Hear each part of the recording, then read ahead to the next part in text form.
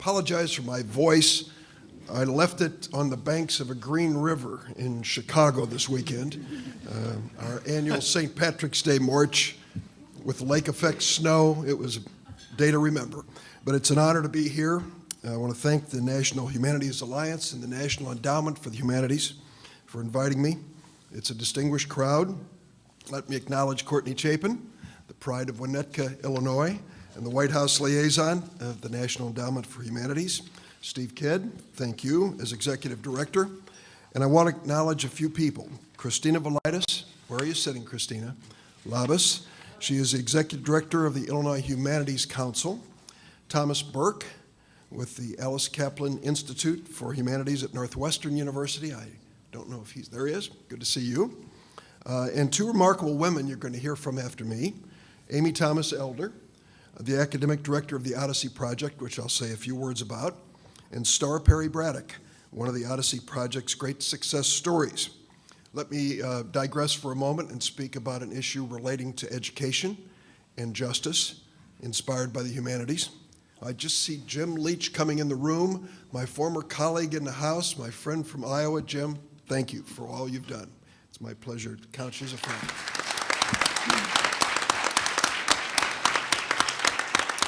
12 years ago, I got a call in my office in Chicago. We have something called the Merit Music Program in Chicago, which is an amazing program. A woman left some money and said, take this money to the poorest schools in Chicago, offer children there instruction in music and free musical instruments.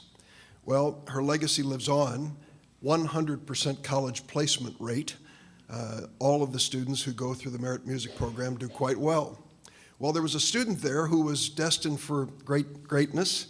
She was Korean, and she'd been accepted at Juilliard in the Manhattan Conservatory, and in filling out the application, turned to her mother when it said nationality and said, what am I supposed to put here? Her mother said, I don't know. I brought you here at the age of 2 on a visitor's visa. We've never filed any more papers. I don't know what to put. What can we do, she said. Call Durbin. So they called our office, and we checked on the law, and the law was quite clear. Though she'd lived here in America for 15 or 16 years and had done quite well despite a very poor family and was now an accomplished pianist, the law said she had to leave and go back to Brazil, which was the country she'd come from, Korea, Brazil, US, and wait 10 years and try to come in. Didn't sound right to me. This girl had done nothing wrong. She didn't vote on whether the family should come to America. And so I introduced a bill called the DREAM Act, and that was 12 years ago. It was an effort.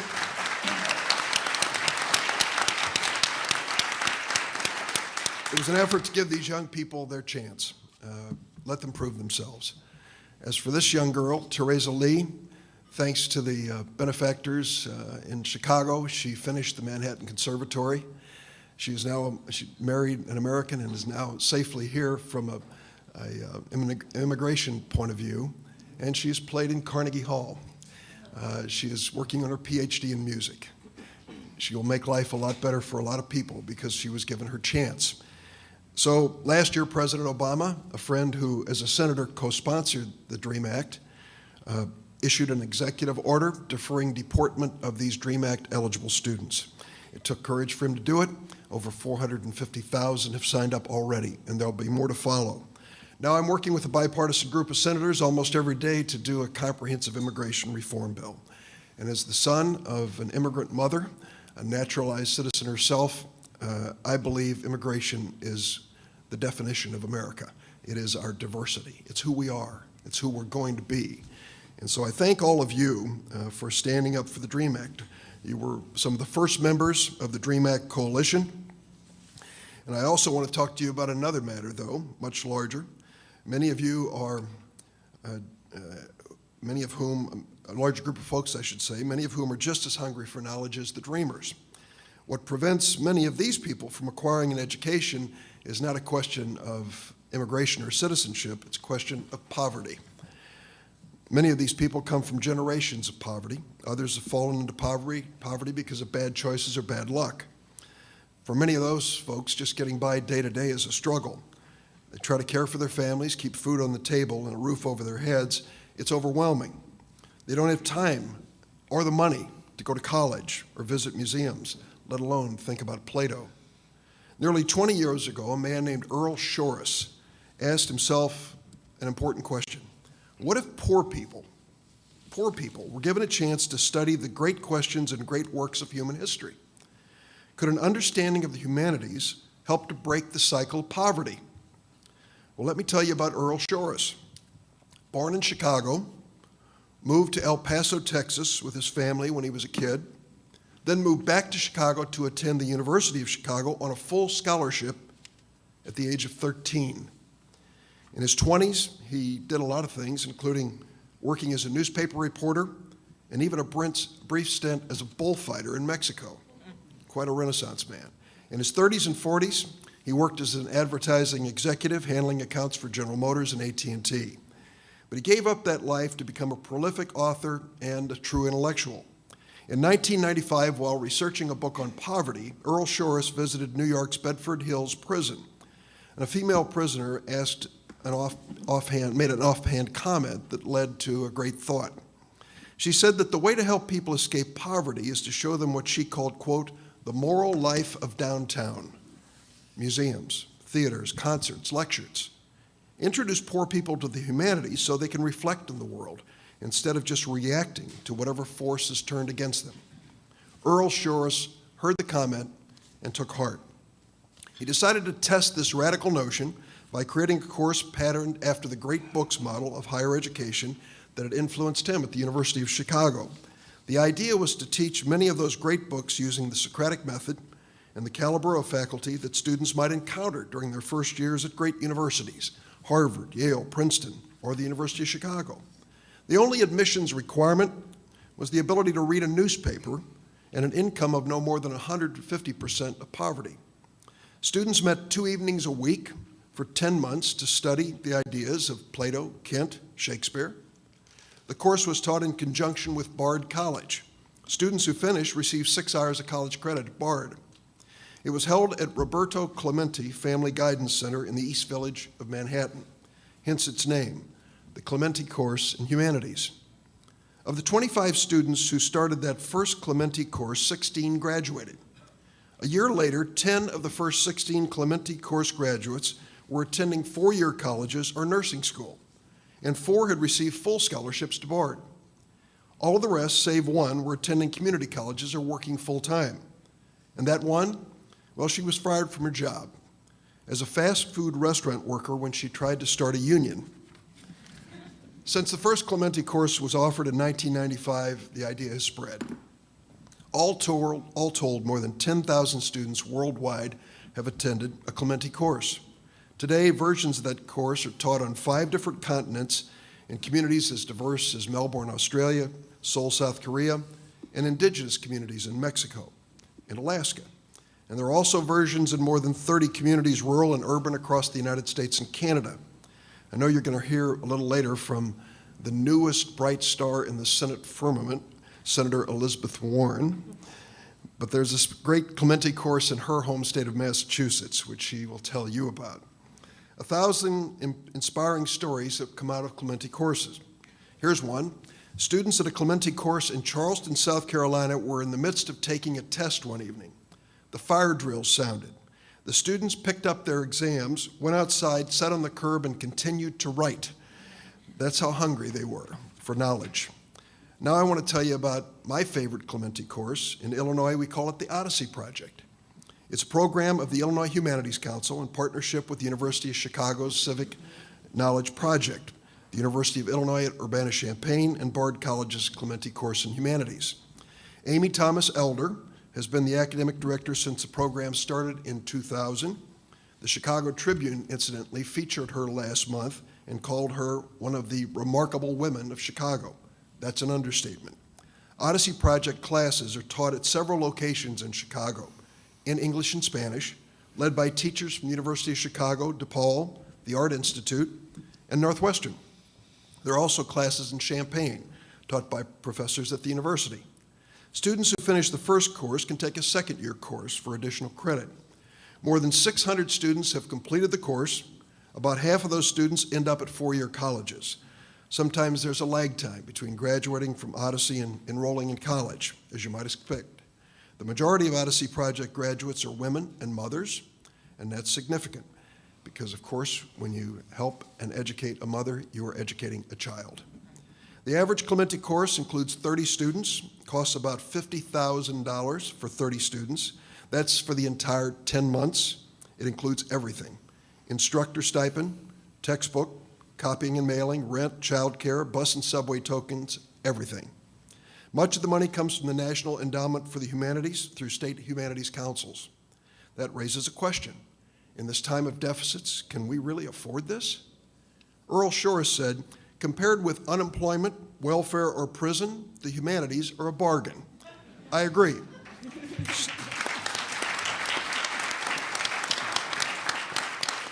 And studying humanities has a ripple effect. Clementi course students say they read more, and they read more to their children. They become better and more confident advocates for their children, their families, their communities, their values. Graduates are better prepared for college, so they're less likely to have to use financial aid and loans. There's also a great value to schools that partner with Clementi courses in their surrounding communities. At the University of Chicago, faculty who taught in the Odyssey Project were so enthusiastic about how they benefited from the experience, how their teaching improved, that the university created something called the Civic Knowledge Project. That's an incredible project that's connected the university to dozens of arts and humanities organizations on the south side of Chicago and brought hundreds of community members into contact with the university. So if you're looking for a way to do good for your university and your community, think about this.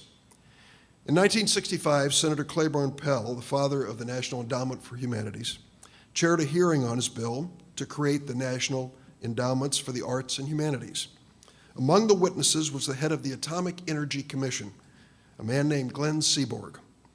Here's what he said: "We cannot afford to drift physically, morally, or aesthetically in a world in which the current moves so rapidly, perhaps toward an abyss. Science and technology are providing us with the means to travel swiftly. But what course shall we take? This is the question that no computer can answer." We've witnessed phenomenal advances in computers since that day, but there still are, there always will be, urgent questions that computers can never answer. That's why the humanities will always be essential. I mentioned several reasons to support a Clementi course. Now I'm going to introduce you to one of the most compelling reasons: the appropriately named Star Perry Braddock. Star is a devoted mother of 4 and a graduate of Illinois' Odyssey Project, and if you'll watch this short video, you're going to learn more about her. Thank you all very much. I was reading how the Odyssey Project, and I know what Odyssey is like a spiritual journey. It was an excellent name to call the project because it's an awakening. It's an intellectual or spiritual journey. I was so used to and conditioned to just living, just going to work, just feeding my kids, not being able to give them anything else but the bare necessities. Well, I thought I was doing fine. The Odyssey Project gave me kind of wings, you know. It opened up my eyes and my ears, and I can understand things. I found that I can articulate, I can think, and I can do things other than just sit and settle. My friend, she dragged me to the Odyssey Project, and once I got there, I was in love with it. I'm like, when I got there, I'm like, whoa, I'm at home. You have now encountered Plato and Aristotle. What have they taught you that you didn't know before? It began to be such an enlightenment experience for me and fulfilling.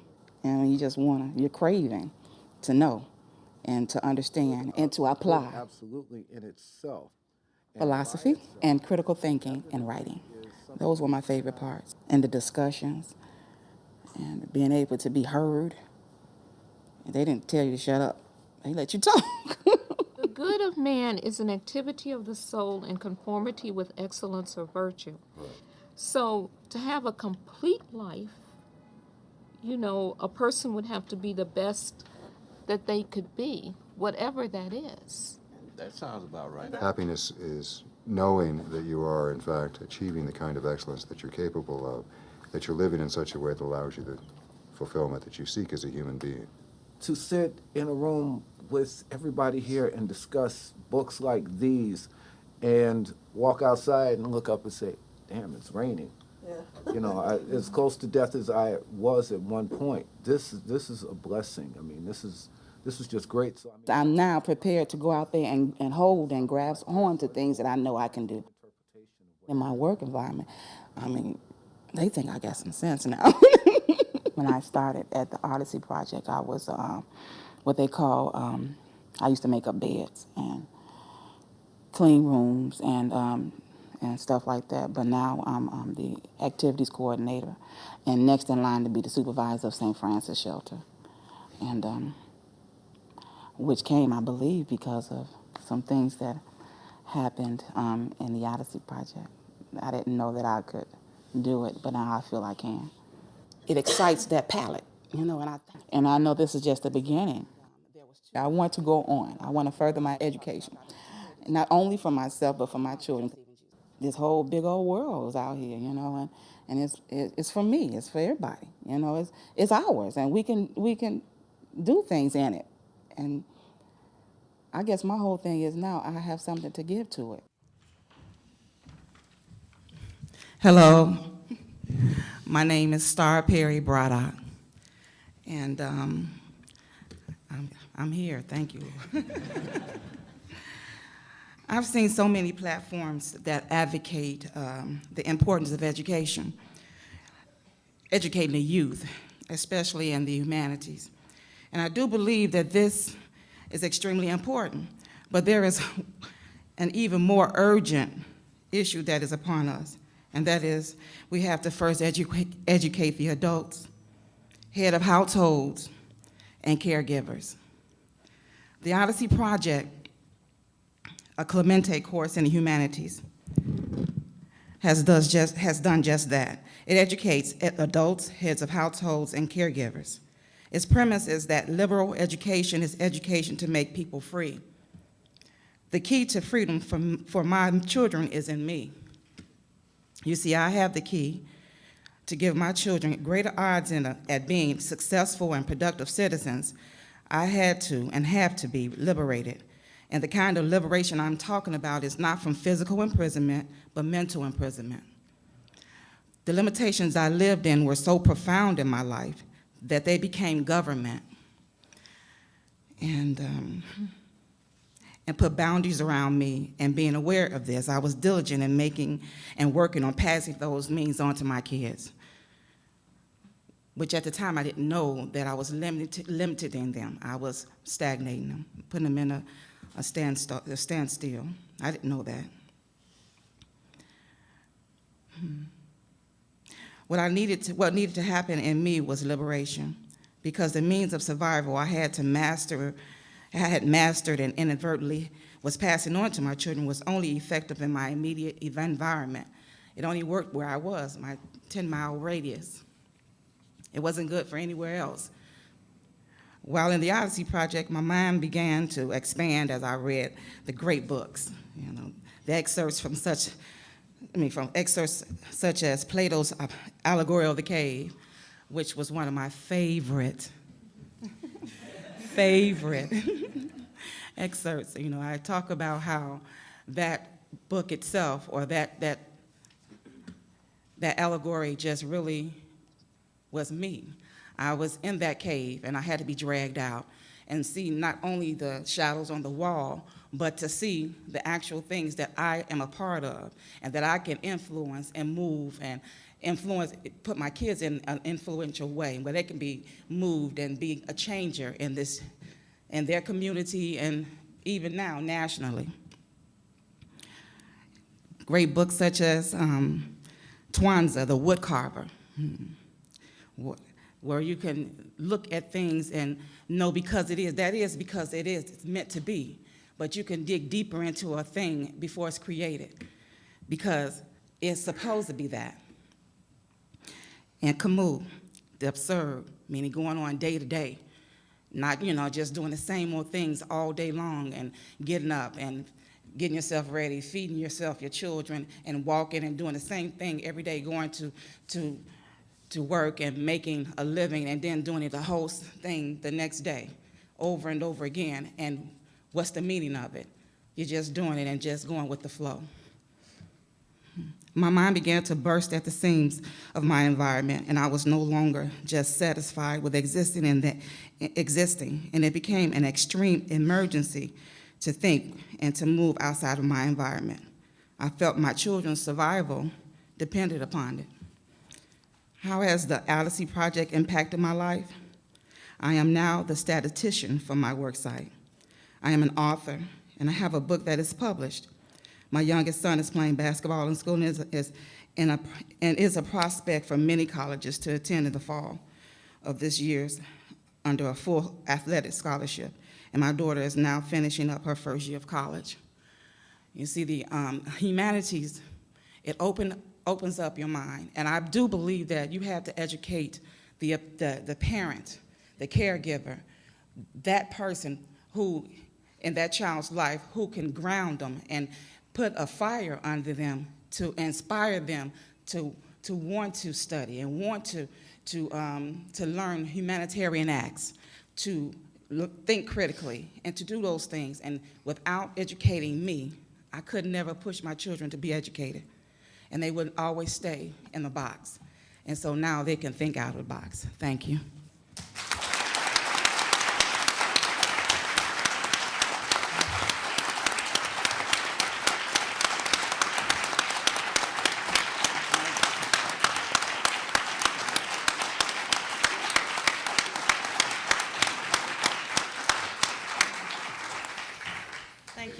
Thank you, Star. My name is Leela Hilton, and I'm the program director for the Clemente course in the Humanities. And I want to say on all of our behalf, we are delighted to be here today. And I think we were particularly honored to be part of the program that's part of the inspiration for you all to do the wonderful work and hard work that you're going to be doing tomorrow and the rest of the year to support the humanities. I'd like to thank the National Humanities Alliance and the National Endowment for the Humanities for inviting us here today, and especially Caitlin Green, Stephen Kidd, thank you, Stephen, Aaron Mosley, and Courtney Noble. They all gave us so much support to get us here today, so thank you so much for having us. Before I introduce the rest of the panel, I just want to put Clemente in a little bit bigger context, although Senator Durbin did a fabulous job, and I know he had to leave, but thank you for that. The year that Star graduated from her course in Chicago, she was one of hundreds of students in the United States, and those students were studying in tribal centers and community centers, in libraries and college classrooms, in prisons and community and tribal communities. These students are all remarkable students, and we know Star's story is an amazing story. But for a Clemente student, it's not all that unusual. We find over and over again that our students are just ignited by the power of the humanities, ignited by great art, by critical questions, by thinking and talking among themselves. We see with Clemente, and you'll hear this from some of our speakers, some amazing community partnerships are developed through the Clemente programs. In my small community in the Olympic Peninsula, Washington State, we have sort of turned the whole idea of anti-poverty programs around, and the justice programs in our community look at Clemente as a way for people to get out of the justice system. The social service community that basically funds safety net programs now looks at Clemente as a safety net for our community. This is the humanities changing the communities, and you'll hear these kinds of stories over and over again. You'll also hear today that teaching Clemente and being involved in Clemente changes the teachers and the directors and the programs that offer Clemente. Most of us who've been involved with it have been involved from the beginning of our programs, and I think probably they're going to have a pensioners home for Clemente faculty and retire, for all of us to retire to eventually someday. One of the issues that came up this morning in some of the discussions was that notion of skills training versus education, and we certainly believe that education is the key out of poverty. Skill training is important, but it's not all there is.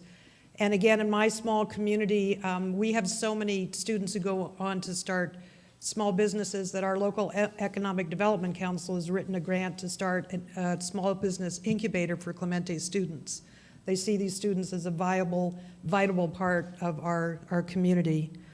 And we just are very proud of that and supporting that. I'd like to introduce the rest of the panel. Amy Thomas Elder, who has been the director of the Odyssey program in Illinois since its inception. Timothy McCarthy was the director of the Dorchester program, and he still teaches there. David Tibaldi is the president of Mass Humanities and oversees several courses in Massachusetts. And Moise Coffey is a graduate of the Poughkeepsie program, and he has also recently achieved his PhD. And you'll hear from all of them. Amy, thank you so much. Thank you for having me.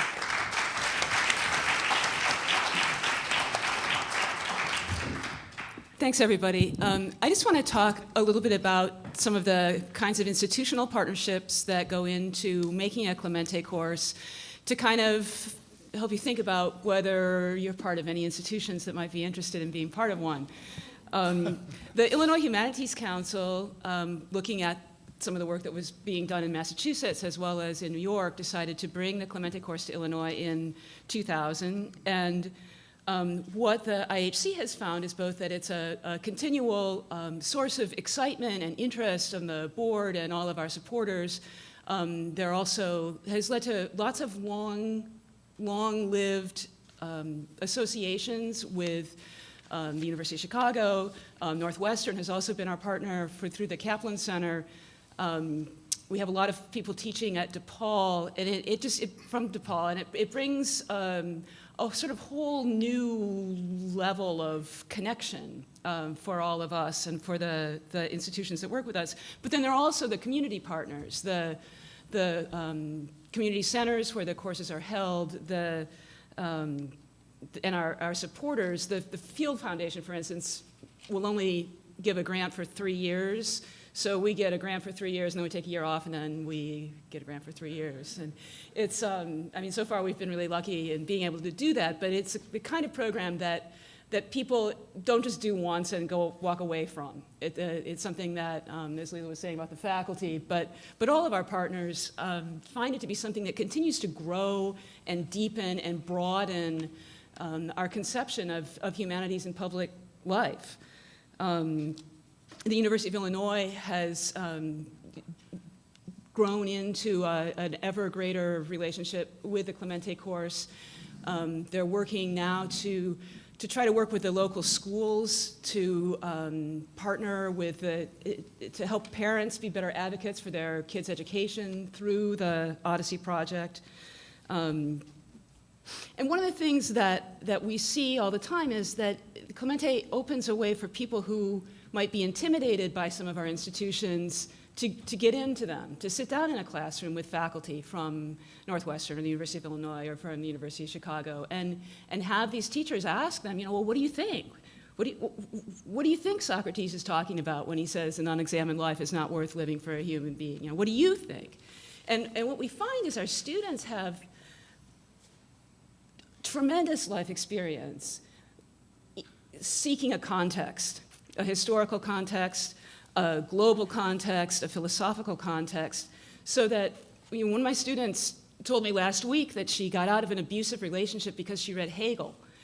And she read all of this like lordship and bondage stuff, and she said, no, I don't want to do that anymore. I'm gonna demand recognition as a human being. And it's like, obviously she had something inside of her already, but coming to philosophy and literature and art, as students do in the Clemente course, I think allows for a creative kind of reflection on their lives that really, really does change people's lives. I know everybody's always talking about changing people's lives, but it really is the case that the kind of fire that you play with every day really is fire.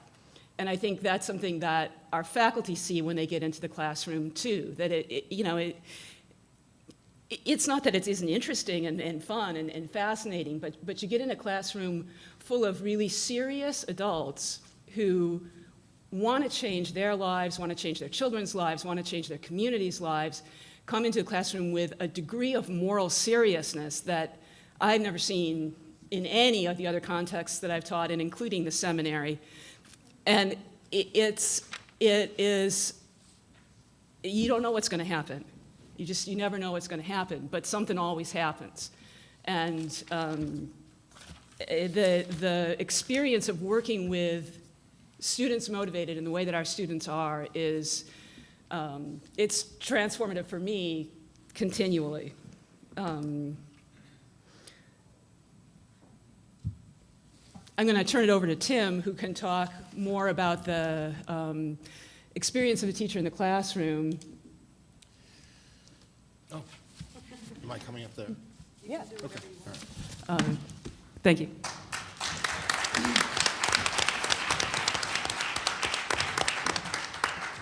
I wasn't ready for my cue, I apologize. I want to talk a little bit today about, my name's Tim McCarthy, and I teach American history and politics at Harvard University at the Kennedy School of Government, and also I am the former director of the Dorchester Clemente course, which we call the Boston Clemente course, but it's located in Dorchester. Dorchester actually is about the same size as Cambridge, and so I have sort of two homes in the Boston area, one in Cobman Square and the other one in Harvard Square, and my life for the last 12 years or so has really been about this sort of two-way street between these two communities that I call home. And so I want to talk a little bit about what it's been like to be in those classrooms and what the relationship is with the faculty who teach in this Clemente program in particular, understanding that it may be particular to our program, but many, many stories that are common exist all over the country when we talk to folks who have been part of these programs. You'll hear, as you've already heard from Starr and you'll hear from Moyes, the impact that this has had on the students. And I can certainly say, and David Tibaldi is also going to talk about a longitudinal study that the Mass Humanities has commissioned in Massachusetts to study the long-term impacts of the students who have taken from and graduated from our courses in Massachusetts. And so I'll leave those stories of impact to those three distinguished colleagues. But I want to talk a little bit today about the faculty perspective. Our program has been part of an amazing partnership in Massachusetts with Mass Humanities, who helps to fund and sponsor our program, with Bard College, who credits the program and allows our students to get earn 6 college credits when they graduate. It's also a partnership with the Cobman Square Health Center in Dotwell, which is this amazing award-winning community health center in Dorchester and Cobman Square in Dorchester. And it's also a partnership, of course, between all of the students who come from Dorchester and the surrounding communities, and also of the 5 faculty members who teach in the course, myself and Jack Chang, who's our art historian. Jack and I have been partners in this enterprise since the very, very beginning. Our course was founded 1 month after 9/11, and I like to say to anybody who comes to anything related to Clemente and Dorchester, that's one of the few positive things that I can remember in a post-9/11 world. And we were one of these programs that really thrived in the sort of aftermath of a great national tragedy and sort of took off and have been headed in a really positive direction ever since. Our 5 faculty members, who represent 5 different disciplines, teach at 5 local colleges and universities in the Boston area. We are not officially affiliated with any one of those universities, so we are faculty members who have come from those colleges or come from those colleges and universities to teach in the program. And so I want to talk a little bit about the impact that that's had on all of us. And I should say that all 5 of us have been teaching in the program for at least half a decade, and Jack and I since its inception 12 years ago. The impact on the faculty has been unbelievable, to say the very least. And we all have, as we like to joke, about day jobs where we teach our various disciplines, our various courses to students at colleges and universities: Suffolk University, Cambridge College, Tufts University, UMass Boston, Assumption College in Worcester, and Harvard, where I teach.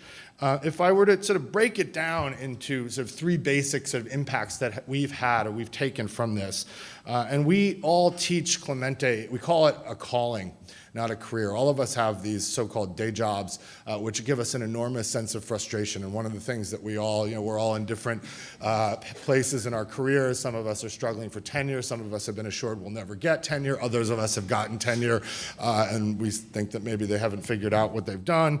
So we're all in these various stages in our careers. But when we talk about Clemente, we all talk about it as a calling. as something we do in addition to our careers, but it's the thing that brings us the most joy.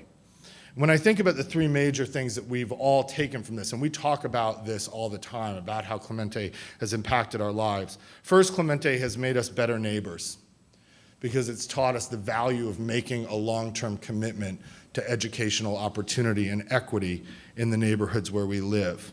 It's also improved so-called town-gown relationships with local colleges and universities and the communities that surround them. Colleges and universities which often seem out of reach and off limits to the students who are in our Clemente courses. In other words, in our own small way, we're trying to be part of the solution and not the problem created by too many universities, alas, by helping to build bridges across the artificial boundaries that too often divide our individual destinies and our common dreams.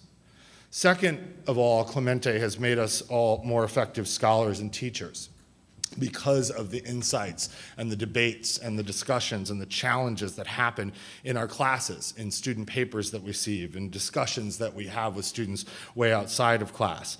I'll just give you one easy example. The 10th anniversary of my first book, which was a documentary history of the American radical tradition called The Radical Reader, is coming out in the fall.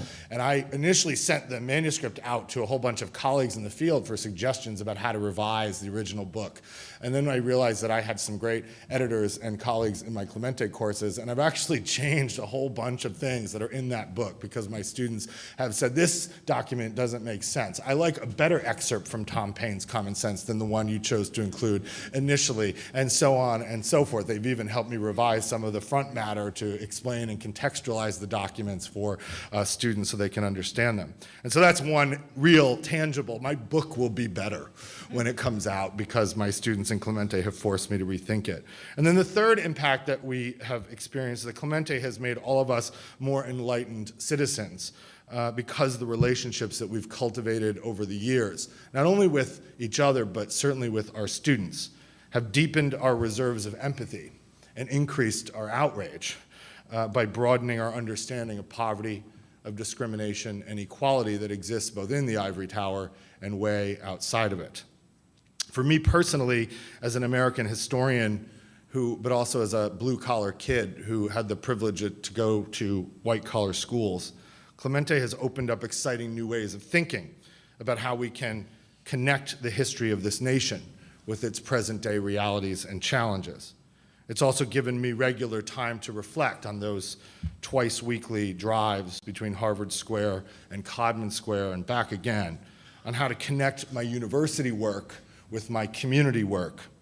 All of this has produced over the years something of a profound revelation in my own life, that these distinctions between the university and the community are far less meaningful to me now, and that the real value of my life and our lives as humanists and human beings will ultimately be measured by the solidarity we keep with all those who dream of a great education, whomever and wherever they are, rather than by the status any of us achieve at educational institutions so often known for their greatness. For me, the humanities has been a two-way street, a constant back and forth, and it must remain that way. People often ask me why we teach the humanities, and it's a good question, especially in these tough times and with a new global economy that has transformed the way we interact within it. And of course, insofar as the Clemente course is concerned, when people ask me, why do you teach the humanities, they often mean another question, which is, why do you teach the humanities to, quote, these people? And my answer is the same to both of those questions, because we must teach the humanities to everyone. As I said in a Clemente commencement address 2 years ago, the humanities are essential to living well in this world. And by well, I mean justly, not selfishly.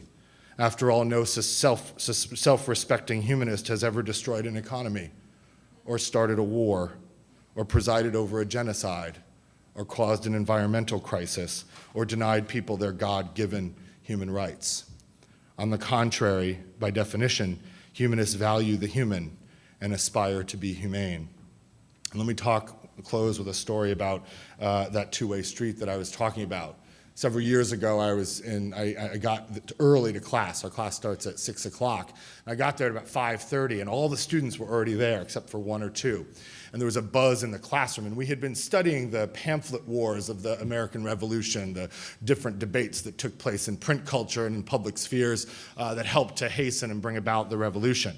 And then we had had a week about the antebellum reform movements that had emerged in the decades before the Civil War, movements for common schools and abolition and women's rights and the like. And the students said to me, we want to have class tonight, but there's a meeting in the Great Hall, which is this great public space across from the Codman Square Health Center where we had class. And they said, we want to go there because we want to help to protest the budget cuts that were coming down from the governor, Romney, and the state legislature at the time. And they said, we want to go to this because we want to be like the people we've been reading about for the last several weeks. And so I said, but we have to have class, you know, being the teacher and me, we have 2 hours of class, we have lots of material to get through here tonight. And they said, no, we'll come back to that. And I thought they meant the next week, but they meant later that evening. And so all of us together, the class and me, we went into the Great Hall and we protested those budget cuts that were coming, cuts that would ultimately affect the ability of the Codman Square Health Center and places like it across the state to provide things like the humanities to us. And we went to that meeting as a group, and then we came back as a group, and then they stayed until 9 o'clock at night discussing how the history of the American Revolution and the history of antebellum reform movements connected to the history of what we had just done in that aptly named Great Hall. And it was an amazing moment that I rarely have at Harvard, that I had there. And then they came in the next week and they had all started writing op-eds and letters to the editor, and they had a petition that they were drafting to their various state legislators who were going to vote on whether or not those budget cuts should come. And so they not just became students as they were, but they became more engaged citizens, and they dragged me along with them. In Dorchester, we like to define the humanities this way: the study of what it means to be human, so that we can all become more humane. It is a simple definition, one that's sustained us for 12 years, and there is power in that definition, power to change the world. Believe me, I've seen it. Class after class, text after text, student after student, year after year. We all have.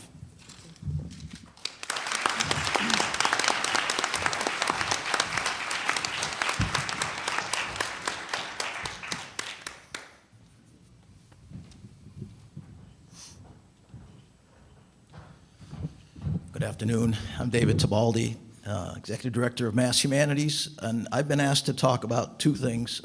One is why the State Humanities Council in Massachusetts got so invested in the Clemente course, and the other is to talk a little bit about the longitudinal assessment of the Clemente program, which was referenced earlier, and how it was structured and some of our findings. Before I do, I want to give a shout out to a couple of colleagues that I see in the room, just to say hello and acknowledge their presence. First, Edie Monza, who's Director of the Federal State Partnership at the NEH. Marilyn Whittington, my colleague from the great state of Delaware. Christina has already been acknowledged. Is Phoebe Stein still in the room? Phoebe Stein from Maryland. It's good to see you all. She's from Illinois. She's in Maryland now. Who did I forget? She's from Illinois. She's in Maryland. Oh, she's from Illinois originally. Trained under the great Christina Velitis, right? Some of you may know this already. When the state humanities councils were first established, beginning in the early 1970s, we were called Councils for the Humanities and Public Policy. We all were.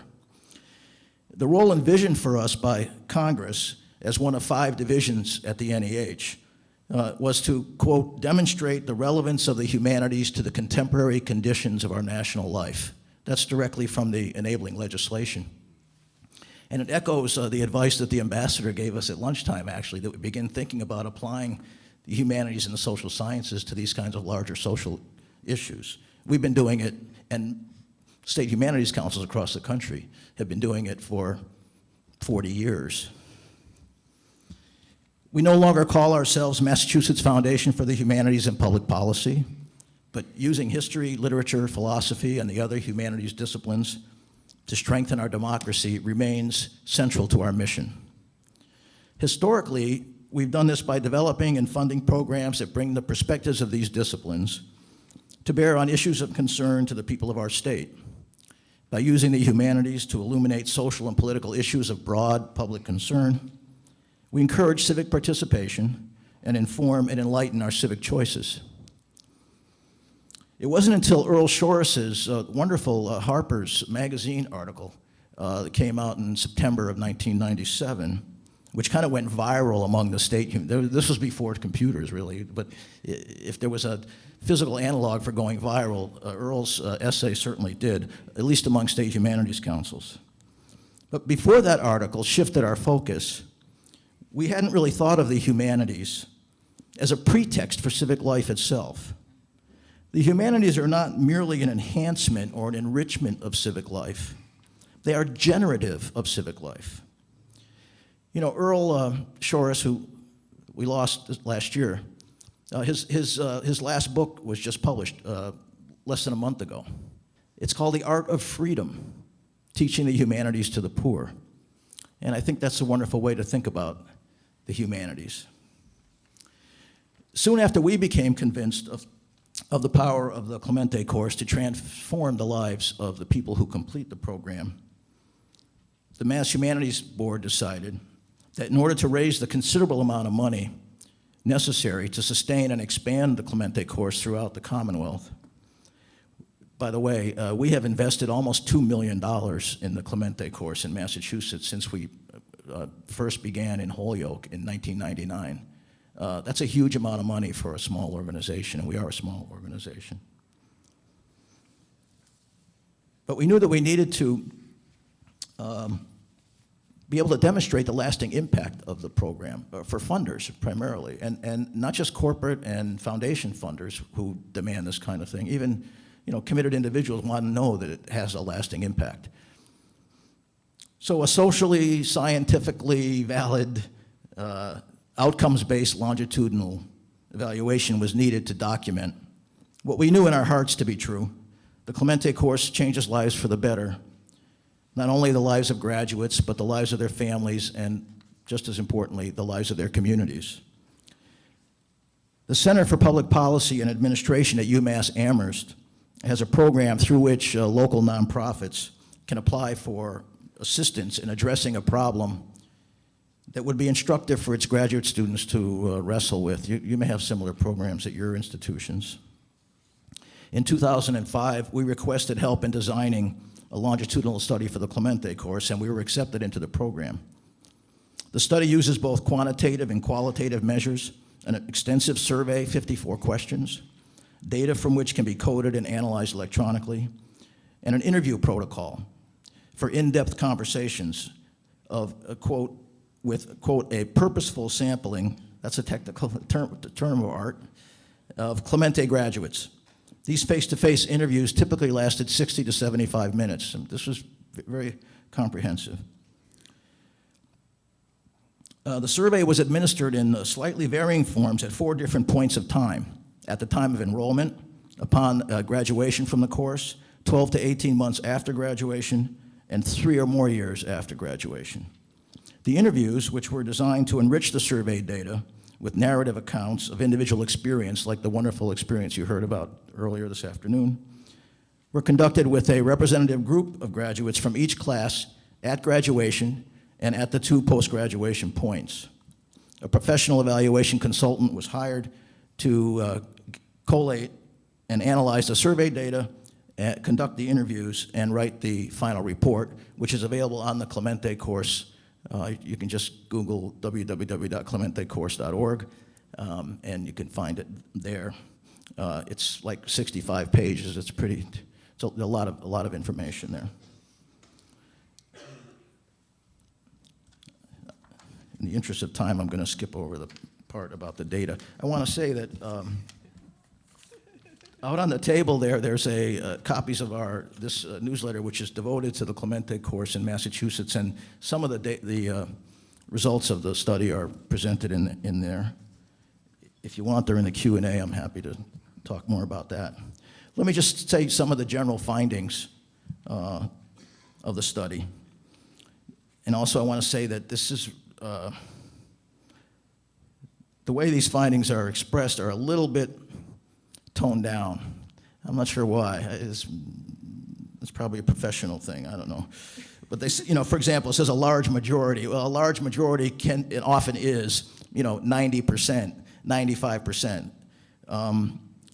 Anyway, a large majority of graduates and alumni experienced positive changes in every area initially identified for goal and outcome measurements. Did I say what those areas are? Let me do that. I'm sorry. The survey gathered data on demographics and traced changes in these 4 areas: student self-esteem, engagement with the humanities, involvement in cultural activities, and civic participation. There are many other things that were tracked as well, but those were the 4 key elements. The Clemente course continued to positively affect a majority of students' self-esteem and self-confidence 3 or more years after graduation. It continued to help alumni foster their connection to the humanities, their self-knowledge, and their belief in their own potential to participate as citizens in a democratic society. A majority of Clemente alumni successfully pursued their own educational and life goals 3 or more years after completion of the Clemente course. 70% of alumni interviewed had completed college courses at a community college or 4-year college or university. All alumni expressed their intention to continue to pursue their education and other life goals in the future. This is a wonderful outcome, and we stress it when we're talking to potential funders, but I want to stress to you that although we really like it when this happens, it is not the primary purpose of the Clemente course to get people to go on to complete their higher education. It's really more about self-development and creating engaged and active citizens who become involved in the social and political life of their communities. That's our primary goal. This is a secondary goal, and it's a great one, and some students come into the course with this as their primary goal. They do get 6 college credits from Bard College that they can use to transfer to another institution. Finally, after taking the Clemente course, alumni have reported how their Clemente experience has helped them to make positive and constructive choices in order to live their lives differently. A majority of alumni gave examples of how they had continued to improve their own lives and the quality of life for their families, friends, and communities 3 or more years after graduation from Clemente. The study took place over a 5-year period. It involved Clemente classes of 2006, 2007, 8, 9, and 10 from 3 Clemente sites in Massachusetts. So it was quite comprehensive. So the data is very encouraging. As I said, you can view the report yourself on the Clemente website. I have to say for myself, as compelling as the data may be, it's not nearly as compelling as listening to someone like Starr or Moisey, who you'll hear from in a few seconds. The real power of the Clemente course is best expressed by the people whose lives have been changed by it. And with that, I'll turn it back to Leela. Thanks.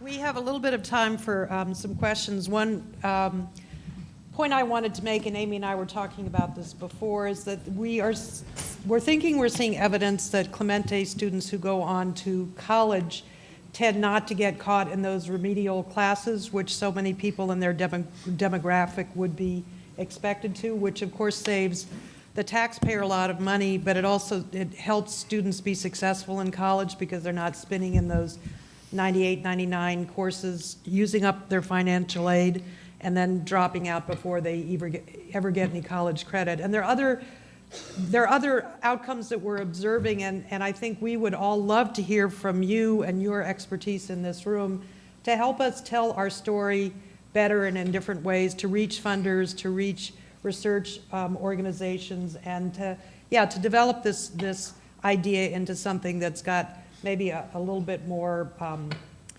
defined metrics and outcomes. So we're hoping we'll hear that from some of you all today. But we would love to take some questions if anybody has any questions. And did you want to add anything? Okay. No? Okay. Any questions you can ask of any of us? No? Yes, we do. He was going to speak and introduce Senator Warren when she gets here. So we thought we'd just break because she's going to be a little bit late, so we just had a little time for questions. Yeah. I just wanted to say that I was having a conversation with a senior person at a foundation that does a lot of funding of educational research. We were not going to be eligible for getting money to do an evaluation, but somebody who really knows the field. And she asked me how much time the students devote to the course, both in class and out of class.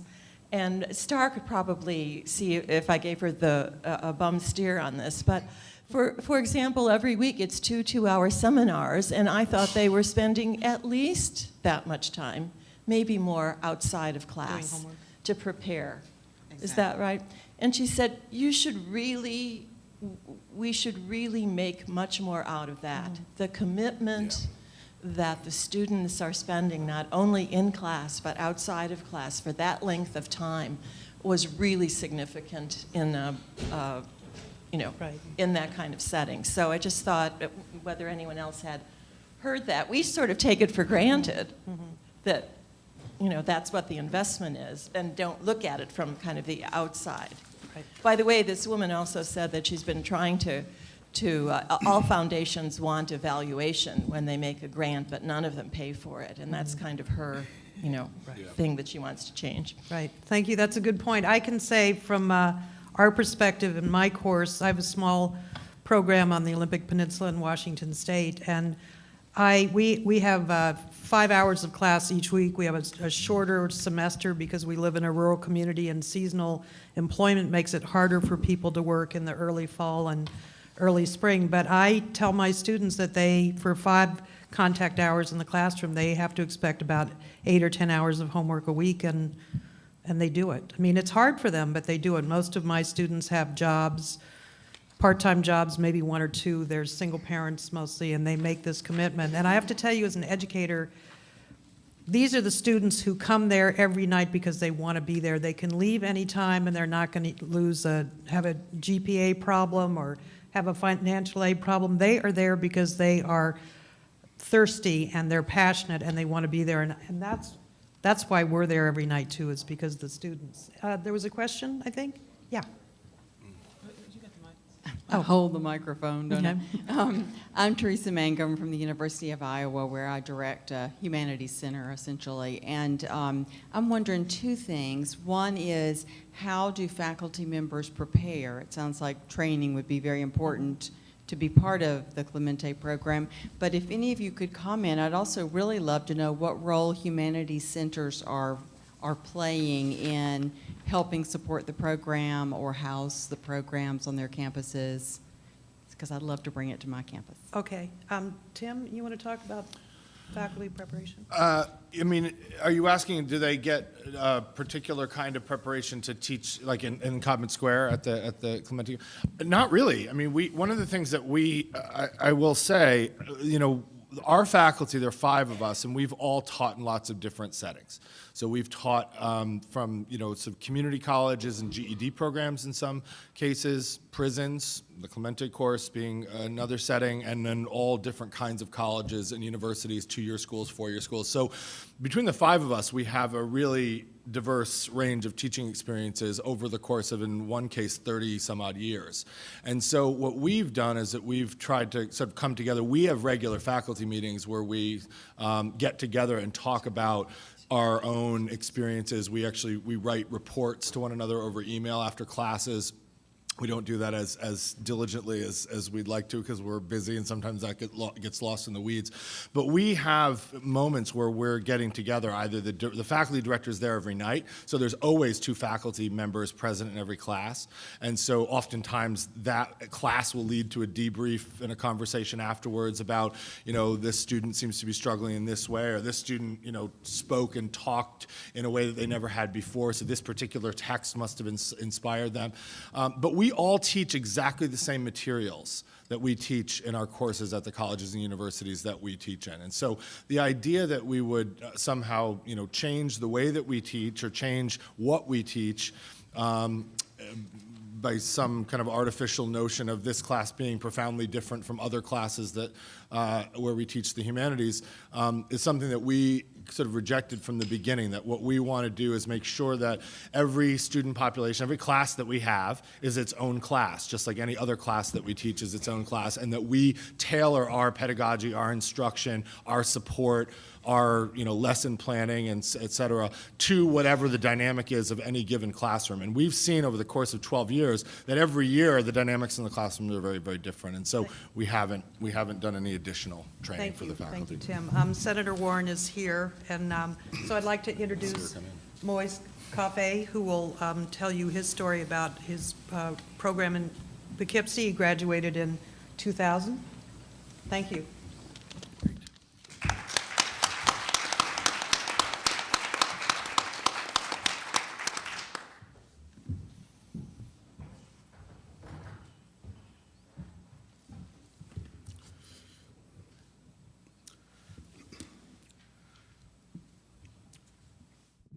Hello, everyone. My name is Moise Kofi, alumnus of the Bard Clementi course in the Humanities.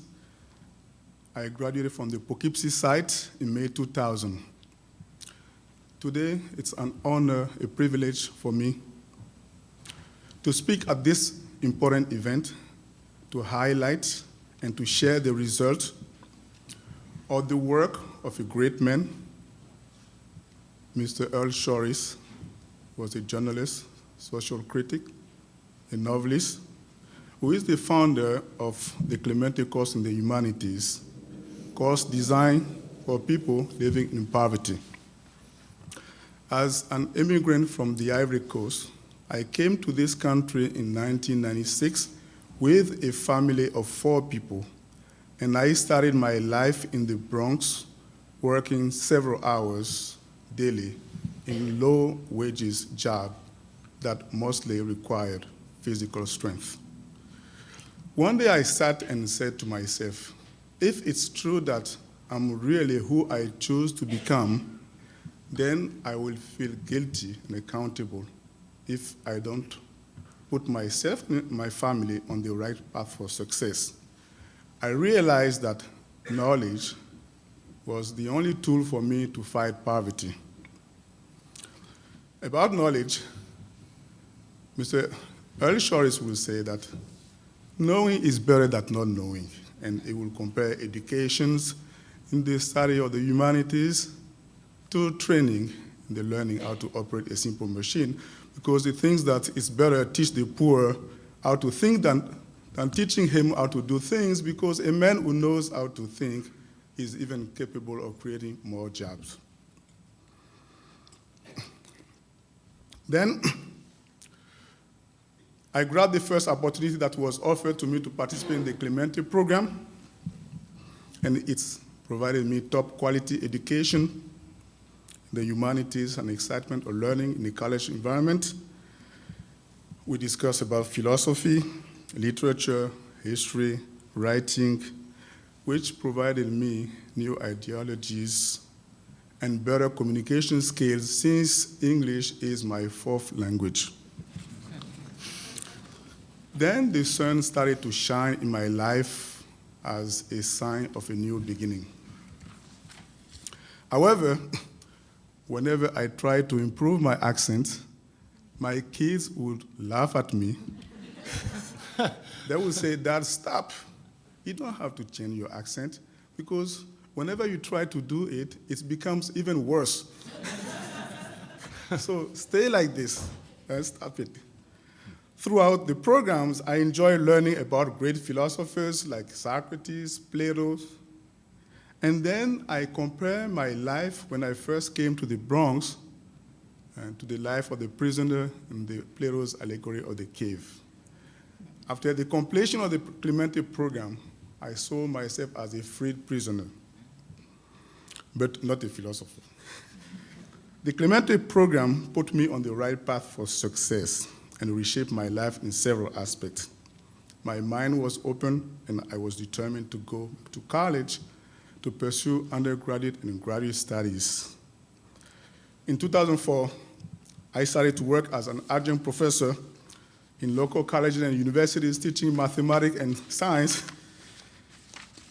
Since 2006, I found myself prepared enough to dare to take the position of a director of an educational program designed to serve 200 underrepresented and economically disadvantaged secondary school students at Hostos Community College. The writing skills that I acquired in the Clemente course allowed me to write 2 successful grants. The first one for the funding of the STEP program, which is the Science and Technology Entry Program for secondary school students, and the second grant, which is the collegiate component. And this, yes, for college students to prepare them for transition to 4-year institutions. So we're providing them tutoring sessions about gateway courses. And that grant was the first one in the history of the college. The Clemente course shed light in my family. I was able to inspire and motivate my daughter, who is currently pursuing undergraduate studies at Bard College. When she went to college, she was having problems with the essay, 8-page seminar. So I was able to assist her to complete her assignment. Then I remember the word of prophecy of my philosophy professor, Professor David Shine, to the Clemente graduate in 2000, you will be able to help your kids in the assignment. Today, I feel proud and enthusiastic because maintaining daily balance between family, work, and research, I was able to complete my doctoral degree in mechanical engineering from the Graduate Center of the City University of New York.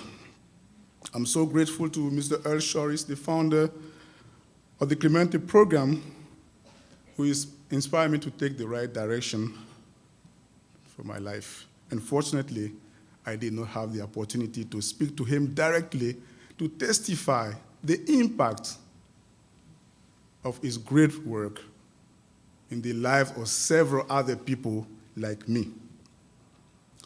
I would like to thank Professor Shine, Dean of Studies at Bard College, Professor Van Zuylen, Director of the Clemente course at Bard College, and to all the sponsors of this wonderful program. In closing to this story, I will say this. The journey of our lives can be complicated, can be long and rocky. However, we can always overcome these difficulties by solving these simple life equations. MS is equal to MS, which means my success is equal to myself. Thank you.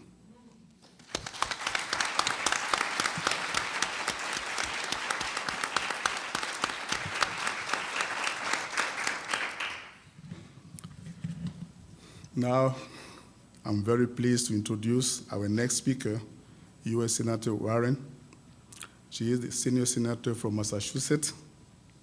We are honored to have her join us this afternoon. We are excited to have her today to speak about the importance of guaranteeing a high-quality education for all Americans of all ages, including those who may not be able to access to college-level humanities courses without the support of programs like the Clemente course.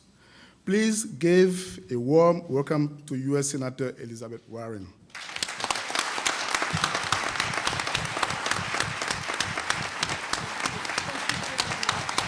Thank you.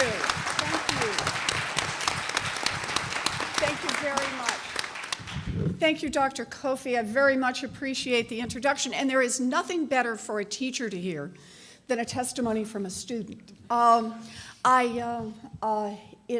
It warms my heart. And also the reminder of what this is all about. You know, it's a delight for me to be here at George Washington University because this is where I first came when I was 17 years old. The first time I had been north or east of Pryor, Oklahoma. And I came to GW, and so I want to thank you all for bringing me back here. Thanks to the National Endowment for the Humanities and National Humanities Alliance for inviting me here today. It really is the reminder that teachers were once students. It was in the next building over, Lisner Auditorium, which, as I recall it, when I was a student here, used to say that other groups could come in, use the auditorium. I don't know what all the financial arrangements were, but as I recall it, there were a group of seats that were always set aside for GW students. And my recollection is they charged $1 for each of those seats. It was in the next building over that I saw my first ballet. I saw my first modern dance. I heard my first string quartet. I heard my first symphony orchestra. I saw my first Shakespeare play. It was at the National Gallery of Art that I ever visited, my first art museum. It was being here at GW that doors opened for me in incredible ways. They changed my life. They changed who I am and what I do, and made me forever after a strong supporter of the humanities. So I say thank you for bringing me back here, and I offer my own testimony as a student. It was an amazing place to be. You know, with all the political fireworks here in Washington, the humanities are rarely at the center of attention. In the big public policy debates today, the focus is on economics, on data, on technical solutions, math, as people like to say. We talk about the constraints in our budget, about sequestration, about Social Security, about Medicare. We talk about tax loopholes and making tough choices. We talk about jobs and rebuilding infrastructure. And most of the time, that conversation is about how to make the math work. And I agree. We do have to make the math work. But budgets and public policy are about a whole lot more than just math. They're about our values, and that's where the arts and the humanities come in. As President Kennedy said, art establishes the basic human truth, which must serve as the touchstone of our judgment. The arts and humanities help us define our values as individuals and as a people. They show us the greatest truths in ways that science never could. Neuroscientists might be able to tell us what areas of the brain light up when our feelings of love or justice are activated. But they cannot help us understand love nearly as well as Romeo calling out to Juliet, or to understand justice nearly as well as Atticus Finch representing Tom Robinson. They give us insight into human passion and moral strength, deep suffering, and courageous struggle. The humanities also help us think critically. They help us challenge orthodoxy and imagine a better future. When we read great works of fiction and try to understand the past, or see paintings that make our hearts skip a beat, we're forced to ask why. Why we're inspired by Rothko or Rembrandt. Why a stable peace led to an unexpected war.